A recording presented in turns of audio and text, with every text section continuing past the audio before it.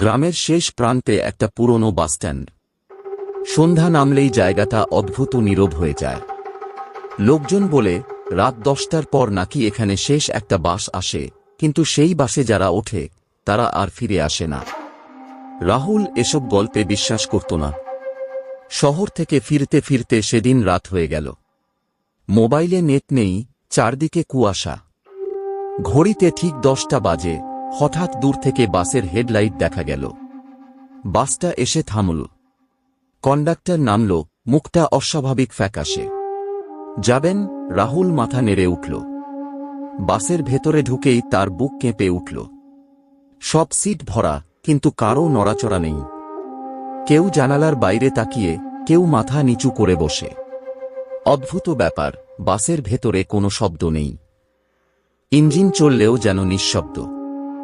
রাহুল পেছনের দিকে একটা খালি সিটে বসল। বাস ছাড়ল। হঠাৎ সে খেয়াল করল বাসের জানালায় প্রতিফলন নেই।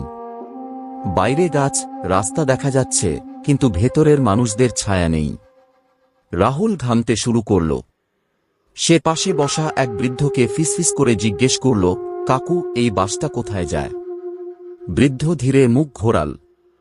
চোখ দুটো কোটরের ভেতর ঢুকে গেছে। যেখানে একবার গেলে আর ফেরা হয় না। রাহুল উঠে দাঁড়াতে গেল। ঠিক তখনই কন্ডাক্টর পেছন থেকে বলল, নড়বেন না, নামার স্টপেজ এখনো আসেনি। বাসের ভেতরের আলো হঠাৎ নিভে গেল। আলো জ্বলল আবার, কিন্তু এবার যাত্রীরা আর মানুষ নেই। কারো মুখে নেই চোখ, কারো শরীর আধা অদৃশ্য, কারো গলা অস্বাভাবিক লম্বা। রাহুল চিৎকার করতে চাইল, গলা দিয়ে শব্দ বেরোল না। বাস থামল এক জঙ্গল পথে।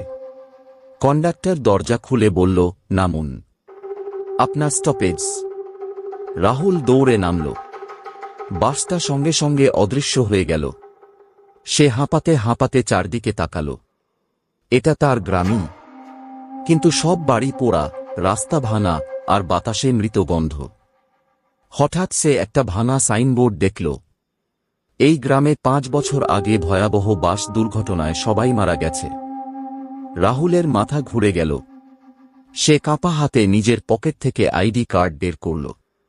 কার্ডে তার ছবির নিচে লেখা, মৃত, তারিখ আজ রাত 10টা। পেছন থেকে কানে ফিস ফিস শব্দ এলো, স্বাগতম, শেষ যাত্রী।